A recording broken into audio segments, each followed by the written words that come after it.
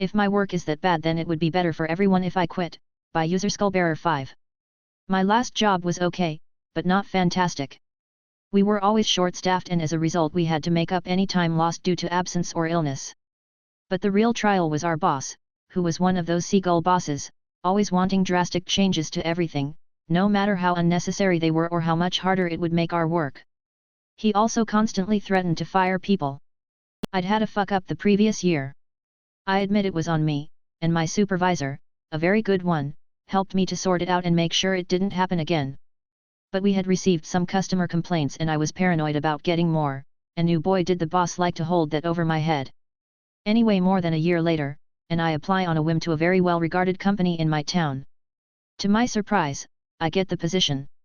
It's much better run and organized, so it's a great deal. But I do feel a bit bad for my old work since we're about to hit a very busy season. At least until my boss called, and said he'd received a complaint about me and I needed to shape up or I'd be fired. I was really upset, but then, wait a minute, it's been the dead season just now. I haven't done anything to get complaints. I messaged my supervisor and yep, no complaints since the last year. Boss was either making it up, or pretending the complaints were from this year. So I decided this was the perfect opportunity. I messaged my boss and told him that since there were so many complaints and I wasn't getting any better, it would be best for me to step down from my role as I obviously could not do it. Immediate backpedal on his part. Suddenly the complaints didn't mean anything, I could get a raise, sick leave, anything. Since it wouldn't be the first time he'd promised us the moon and delivered a bowl of dirt, I didn't budge. He'd been telling me all year that I was only verge of being fired and wasn't good enough for my role, so it was best I go. He hung up, and got the poor supervisor to call instead, and she twigged pretty quickly when I mentioned where I'd be working now, and all but said that if she got the chance she'd jump ship for that too. Anyway, been at my new work for 2 years now and it's great, no regrets. Charging me for something extra that never existed? Fine, I'll pretend like it did. By user Papagal0. I was using a storage company to keep my stuff over the summer, and they already fudged up the first part of the delivery, so I wasn't having high hopes for the time when I was supposed to get my stuff back. I had sent 7 boxes to the company but received a quote for 8 boxes instead, and the surplus they charged on it was quite a lot. I wrote to them asking why there's this extra box and they never replied to me to say that they'd look into it or to cancel the charges for the 8th box that didn't exist. I called them every week and the line was bogged up every time, and emailed them near every day because the situation was just so stressful. They kept saying the extra charge was because I stored an extra box and they can't do anything about it, despite me being explicitly clear in all my correspondence that there was no 8th box. Now that they've asked for confirmation that I received all my boxes, I said that after 2 months, I still haven't received the final box. I got my delivery charges refunded as a goodwill gesture, not that I would go back to them ever, but the satisfaction now lies in the idea they are tramping around the warehouse trying to find a box that doesn't exist. If they still haven't found the non-existent box by month 3, I might just as well demand reimbursement for no loss on my part, aside from the extreme annoyance I suffered throughout this unpleasant ordeal. Edit. I'm so happy that there are people who can find catharsis in unfortunate situations like this. It almost makes the stress of losing money to a faceless corporation worth it. On a side note, I really enjoyed you guys guessing what would be in the 8th box. I also am eager to know what it would be. Smiley face. Edit 2. Added clarity. Edit 3. I have no intention of committing insurance fraud. Update. Yay. They finally admitted it didn't exist and refunded me. Oh, my paper isn't long enough? K. By user wild_butterscotch 977. Another post reminded me of my own little bit of malicious compliance back in college. This was more than a decade ago. So in my junior year I was taking an art history class on medieval art and architecture. Partway through the course, the professor assigned a paper and the instructions were that the paper length was to be 5 to 9 pages. I wrote my paper and it ended up being 5 pages. I said everything I felt was necessary to say in that amount of pages. When I got the paper back, I received an A-. Now, I'm not usually the type to complain about an A-, but in this case I knew I wrote a strong paper. I was an art history major and at this point was 3 years into my program, so I had a buttload of art history classes under my belt and I fucking knew when I produced a good art history paper. So I really wanted to hear why I got the minus instead of a straight A. I went to the professor's office hours to ask why he graded it as such. Yes, he was quite amused someone was complaining about an A-. I didn't give a fuck. I wanted to know why he took off points and what he thought could have been improved. He hemmed and hawed for a few minutes, because there wasn't anything wrong with my paper, and finally he said, well, it could have been longer. I said, the prompt said 5 to 9 pages and I was within that range. He replied, it could have been longer. Okay, fine. Next paper that came around was the term research paper, and this time the prompt said at least 15 pages. QMC. I worked my ass off writing this research paper. And out of pure spite, I made this dude read no less than 29 fucking pages about some stupid medieval church.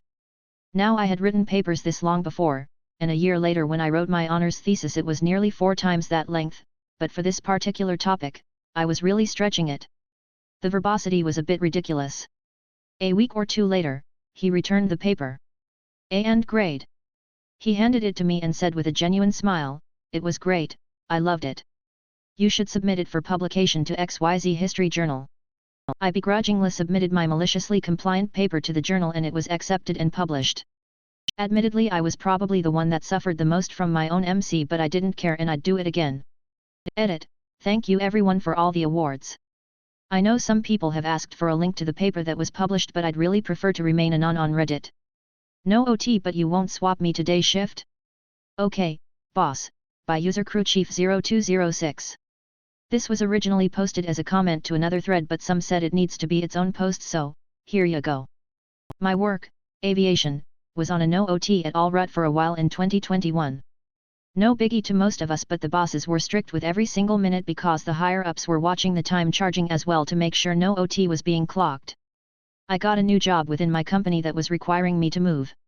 I was working second shift, 1400 to 2300 MF, at the time, so when I'd get to work and answer all the HR emails, I would be behind on the checklist I'd have to complete prior to moving. So I did the logical thing and emailed my then supervisor and asked to be transferred to day shift so I could be in the building during the daytime to talk to HR, otherwise I was going to miss my transfer date. My supervisor emails me back and says, you have a company laptop now, answer those emails from your house. I'm not swapping you to day shift. I responded okay. So I began my day at 0900 so I could email and Teams chat with various HR reps during the day and then go to work in the afternoon. I logged every minute, and being that I had a company laptop, I know they can see my login activity, so I would have backup if they tried to claim I was stealing time. Fast forward a week and the site manager, supervisor's boss, pulls me into his office and wants to know why I have almost 20 hours of OT for the previous week when we aren't allowed any OT. I explained to him I was given permission from the supervisor. Site manager calls the supervisor in. Supervisor says he gave no such permission. I tell them both about the email response, offer to send it to them and print it up should they need. My supervisor got as red as fire truck.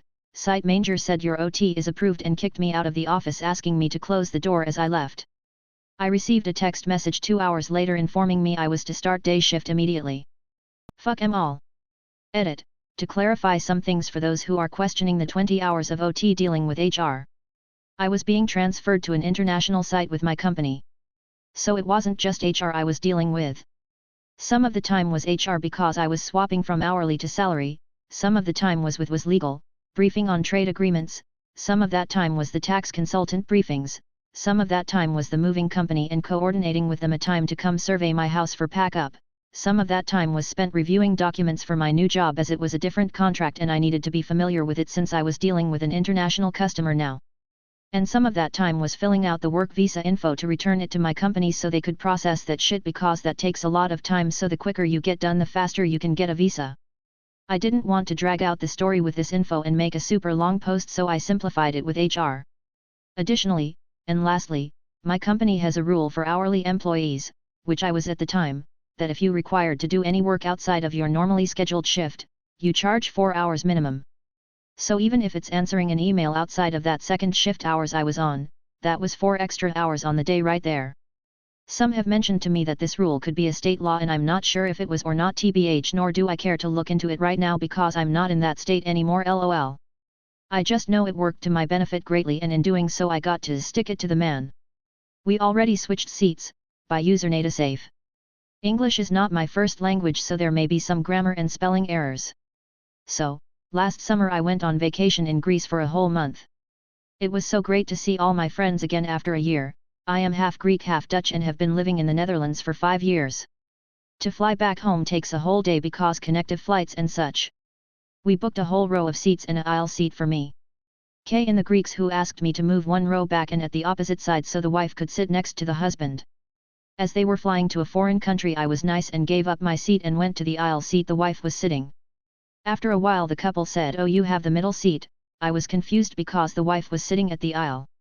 And I said that was not the agreement and I want my seat back.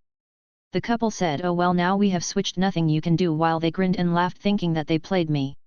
I was pissed because they were a-holes, but I noticed that the attendants were shutting the plane doors, so I just smiled and told my family to calm down and that it all will be alright. So after we have took off, it's a 3-hour flight so it's not that short, I was still in an empty row.